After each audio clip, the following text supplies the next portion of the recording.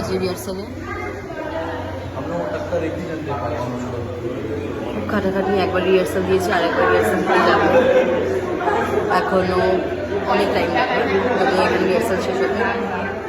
মানুষ দুবারই কাজ করে, আমি দুবারই রিহার্সাল দিই। দেখাচ্ছি তোমাদেরকে এই রিহার্সালটা। রিহার্সাল হচ্ছে না, এখানে সবাই কফি খাচ্ছে। কি কফি খেতে এসছে জানো এরা রিহার্সালে? যাই হোক, আমিও তো ওখানে ব্লগই বানাতে এসছি না, আমি আর কি আলাদা। আমার পাশে আমার একটা মেয়ে চলে এসছে, আমার জন্মদিন, আমি পালিত মেয়ে। কেমন লাগছে তোর? কতটা প্রাউড ফিল হচ্ছে আমার ব্লগে তোকে যা যে দেখা যাবে? সেটা তোর কি বক্তব্য? কি বলবো, তুই কি ধন্য হয়ে গিয়ে কথা হারিয়ে ফেলেছিস? ধন্য হয়ে তো কথা হারিয়ে গেছি, এরকম একটা মা পেয়েছি।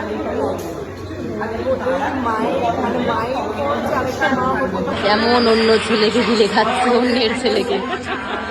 লজ্জা করে না তোদের? লজ্জা নেই? বাবাকেও ভালোবাসি, ছেলেকেও ভালোবাসি। শ্বশুরকেও ছাড়লো না, ছেলেকেও ছাড়লো না। তোমার তো বিয়ে হয়ে গেছে, তোমরা বিবাহিত একটা নারী, বিয়ে ছাড়ছো না? বিয়ে ছাড়ছো না? না, একদমই না। আমি বয়স কমিয়ে বলি, যদিও আমিও ছাড়ি না, লুকিয়ে লুকিয়ে আমিও দেখি।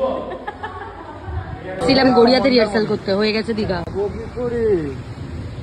সুইমিং করে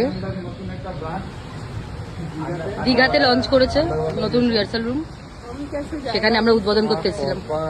চলে এসেছি ফাইনালি জলটপকে আমি, সেকেন্ড বাড়িতে আমার রিহার্সাল করতে। এই পাপি সেই প্রথম রিহার্সাল থেকে আমার পেছন ছাড়বে না। এখানে আরো পাপিরা আছে, এটা আর একটা রিহার্সাল পায়। বাই গাইস, এবার মন্দির রিহার্সাল।